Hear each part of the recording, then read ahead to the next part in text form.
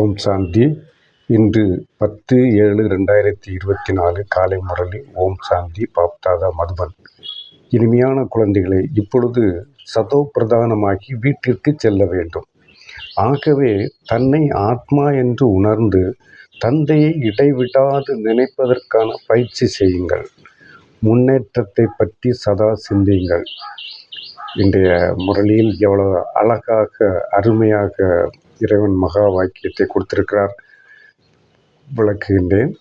அதாவது குழந்தைகளே, இனிமையான குழந்தைகளே, இப்பொழுது சதோ பிரதானமாகி வீட்டிற்கு செல்ல வேண்டும். சதோ பிரதானம் ஆகி என்றால் உயர்ந்த நிலை, கீழான நிலைக்கு போகக்கூடாது, கீழான செயல்களை செய்யக்கூடாது.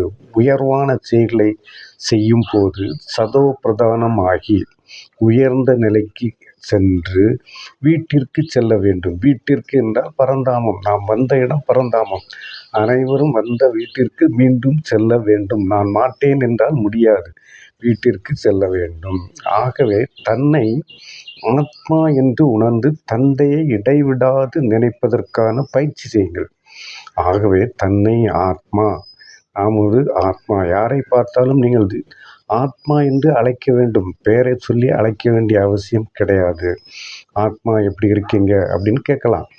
ஆத்மா, தன்னை ஆத்மா என்று உணர்ந்து இறைவனை, அதாவது தந்தை என்றால் இறைவனை இடைவிடாது நினைப்பதற்கான பயிற்சி செய்யுங்கள் என்று இறைவன் சொல்லுகின்றார்.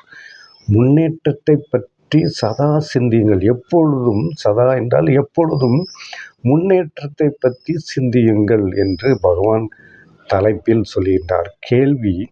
அடுத்த கேள்வியை கேட்கின்றார். ஒவ்வொரு நாளும் படிப்பில் முன்னேறி கொண்டிருக்கிறோமா அல்லது மற்றவர்களுக்கு பின்னால் சென்று கொண்டிருக்கிறோமா என்பதன் அடையாளம் என்ன? பகவான் கேள்வியும் கேட்கின்றார். அந்த கேள்வி பாருங்க. ஒவ்வொரு நாளும் படிப்பில் முன்னேறி கொண்டிருக்கிறோமா? படிக்கிற படிப்பு, இந்த முரளியை படிக்கிற படிப்பில் நாம் முன்னேறி கொண்டிருக்கிறோமா அல்லது பின்னால் சென்று கொண்டிருக்கிறோமா என்பதன் அடையாளம் என்ன? பதில்: படிப்பில் முன்னேறி கொண்டிருக்கிறோம் என்றால் லேசான தன்மை அனுபவமாகும். நாம் படிக்கின்ற படிப்பில், இந்த முரளியில், ஞானத்தில் முன்னேற்றம் இருந்தது என்றால் லேசான தன்மை அனுபவம் ஆகும், அனுபவிக்கலாம். இது சீச்சி சரீரம், இதை விட வேண்டும், இப்போது நாம் வீட்டிற்கு போக வேண்டும் என்பது புத்தியில் இருக்கும். இந்த உடம்பு, தேக அபிமானம் வரக்கூடாது. இந்த உடம்பு சீச்சி உடம்பு. இந்த சீச்சி சரீரம் என்றால் உடம்பு, இதை விட வேண்டும், இப்போது நாம் வீட்டிற்கு போக வேண்டும் என்பது புத்தியில் இருக்க வேண்டும். நாம் அந்த இடத்திற்கு சென்று ஆக வேண்டும், நாம் அந்த வீட்டிற்கு செல்ல வேண்டும் என்பது புத்தியில் இருக்கும். தெய்வீக குணங்களை கடைபிடித்து கொண்டே போவார்கள். அத்தகைய ஆத்மாக்கள் தெய்வீக குணங்களை கடைபிடித்து கொண்டே போவார்கள். ஒருவேளை பின்னால் செல்கிறார்கள் என்றால் நடத்தையில் அசுர குணங்கள் வெளிப்படும். ஒருவேளை அவர்கள் பின்னால் செல்கின்றார்கள் என்றால் அவர்களுடைய நடத்தையில் அசுர குணம் வெளிப்படும். போகும்போதும் வரும்போதும் இறைவனுடைய நினைவு இருக்காது. போகும்போதும் வரும்போதும் இறைவனுடைய நினைவு இருக்காது.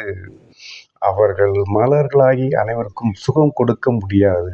அவர்கள் மலர்களாகி அனைவருக்கும் சுகம் கொடுக்க முடியாது.